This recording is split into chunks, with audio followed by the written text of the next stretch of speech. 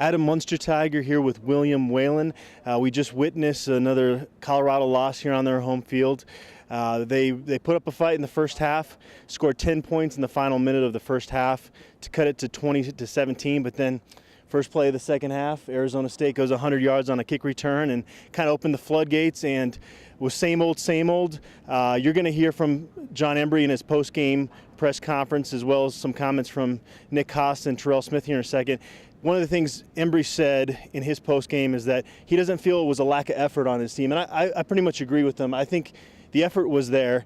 Again, though, the execution wasn't.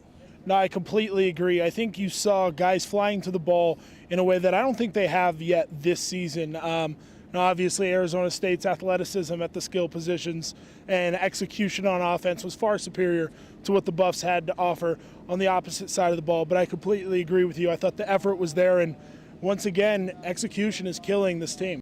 We played a very good first half, I thought.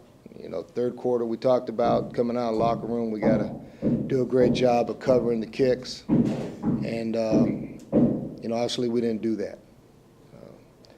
We did not have any rhythm in the second half offensively. I thought the defense, though, for the most part in that second half, played well, obviously, towards the end after Brady's incident.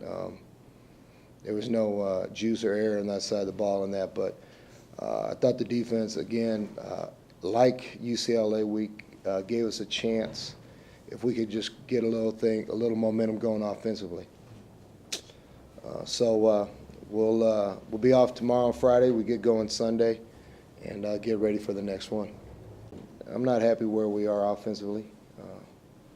There's some things that you'd like to do, and there's some guys that come in that we've recruited come in that'll help some of it, but I'm not happy at all with what we've done offensively, and so as an offensive staff, we'll take a look at some of that tomorrow.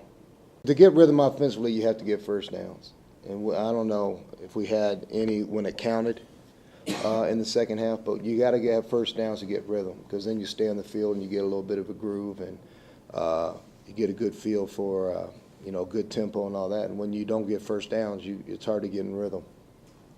Our kids, and I really mean this, I'm proud of how they compete and how they fight, and I really do believe they don't look at the scoreboard. I don't think they look at the scoreboard and say, oh, okay, now we're in it. Oh, God, now we're out of it. I mean, they really do go out and play hard every play, and the next play like you'd want as a coach. We just, we've got to find a way to put two halves together. And we had a great mindset, we came out the half, with that field goal and, that fumble on kickoff.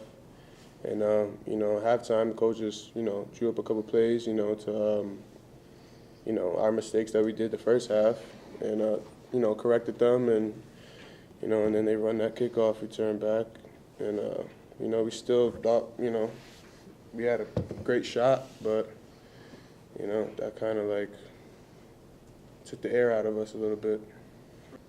Yeah, I mean, look at the first half, we were in it, and then we just blow it pretty much, I mean, we know we can play with every team that we lost to, and we could have beat them, but mistakes and mishaps, and it just shows our record 1-5 now. I mean, especially on ESPN, only game in town. That's what we talked about, and it's very frustrating, having our families watch us lose. I take that to heart. I come out here from, New Jersey, and, I don't want to lose, I didn't come out here and leave my family to lose. We're not going to dwell on that record, though. We're just going to work harder to get a win. Exactly. And what was a bad night to begin with almost became disastrous when we saw Brady Day out on the field late in the fourth quarter. Embry did. He opened his post-game press conference by stating that it looks like Brady Day is going to be okay, so that's great news for everybody. But for the Colorado football program, bad news maybe on the horizon, because they're about to go play at USC and then Oregon the following week. It only seems to get tougher for this team, and I think we kind of knew this season could head down the disastrous route when they started out the season 0-3. Do they have any chance in these next 2 road games? You know, I don't think so. I think these next 2 are already in the book, as they say. And, you know, you and I were talking off air a little bit about it. You know, how much of this is to blame on the youth still? And, you know, halfway through John Embry's second season, I don't think that excuse flies anymore. You know, at a certain point, execution takes precedence over how long a guy has been in the program. And the reality is, you know, a lot of these kids have been here since summer, and they had a full fall camp, and they've now had 7 weeks into the season with a bye week to learn the concepts, learn their jobs. And, you know, frankly, a lot of these young guys are talented.